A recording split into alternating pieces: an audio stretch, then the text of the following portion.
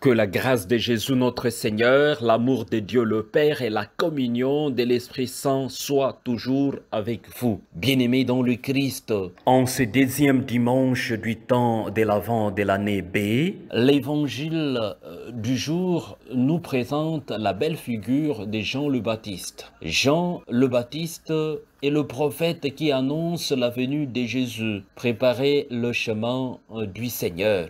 Jean-Baptiste crie dans le désert, une voix qui crie. Jean-Baptiste parut dans le désert. Alors on peut se poser la question, pourquoi avoir choisi le désert pour annoncer cette bonne nouvelle? Pourquoi n'avoir pas choisi un lieu de passage des foules? Pourquoi Jean le Baptiste n'avait pas choisi le carrefour, la place des marchés, là où il peut rencontrer rapidement de personnes? Mais il choisit le désert. Bien-aimé dans le Christ, le désert est considéré comme un lieu, selon la Bible, très symbolique, très fort. C'est le lieu de la rencontre avec Dieu. C'est dans cet espace dépouillé qu'il parle au cœur de l'homme pour l'inviter à se convertir. Préparer le chemin du Seigneur, aplanissez sa route. Bien-aimés dans le Christ, nous voici ainsi mobilisés. Nous devons nous arracher à nos fauteuils confortables, à nos zones confortables. Retrousser donc nos manches et mettre la main à la pâte pour faire quelque chose, pour une transformation réelle. Il s'agit de la conversion. Nous devons sortir de nos habitudes de tous les jours, de nos lamentations stériles,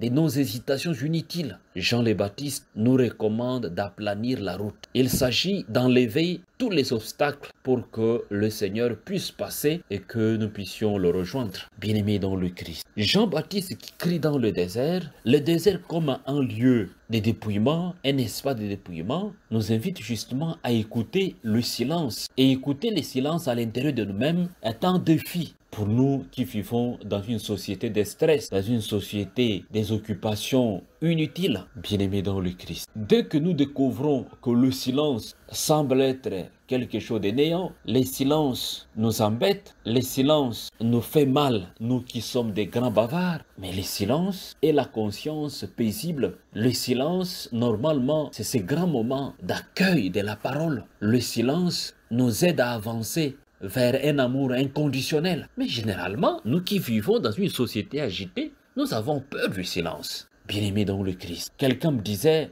le silence est tellement nul. Moi, je préfère écouter de la musique, jouer à mes jeux vidéo ou parler avec mes copains, copines. Mais être silencieux, c'est un problème. Cela me pose vraiment un réel problème. Le silence fait peur. Le silence est souvent considéré comme inutile, comme une sorte de néant, comme un vide oppressant à éliminer coûte que coûte. Mais le silence, c'est aussi ces grands moments pour écouter le Seigneur. Le silence, c'est aussi les grands moments pour une remise en question. Mais le vide nous fait peur, bien-aimés dans le Christ. Dès lors, préparer les chemins ne consiste plus à un terrassement, mais il s'agit maintenant de se tourner vers celui qui vient. Il s'agit de la conversion. Nous convertir, c'est maintenir le sang de l'espérance dans notre vie, c'est témoigner de cette espérance dans l'aujourd'hui du monde. Bien-aimés dans le Christ. Témoigner de l'espérance, c'est mettre Jésus le Christ au centre de toute activité de notre vie. La deuxième lecture d'aujourd'hui, tirée de l'apôtre Pierre, il s'agit d'une adresse à des chrétiens qui trouvent que le jour du Seigneur a du retard.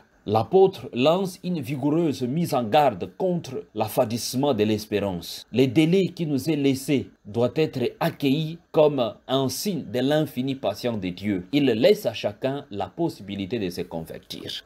Dieu, notre Dieu, nous accueille et nous accompagne dans cette infinie patience. Il donne le temps au temps pour que nous puissions nous convertir. La première lecture d'aujourd'hui, nous lisons un message de consolation.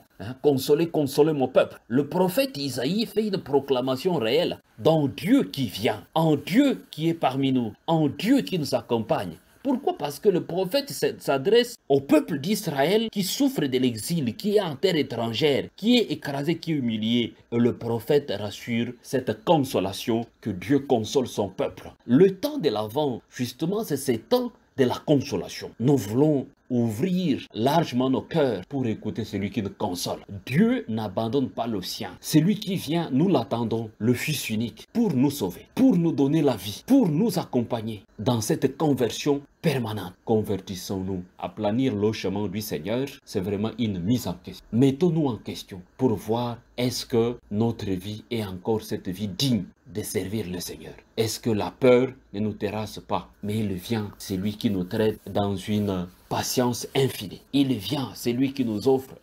l'opportunité de l'accueillir réellement. Mais il faut une transformation dans notre vie. Il faut une conversion. Convertissons-nous, accueillons celui qui vient avec joie. Que le temps de l'Avent soit pour nous ce vrai temps de préparation vraie pour que Jésus le Christ puisse naître dans nos cœurs avec joie, avec bonté, avec amour. Recevez la bénédiction du Seigneur au nom du Père et du Fils et du Saint-Esprit. Amen.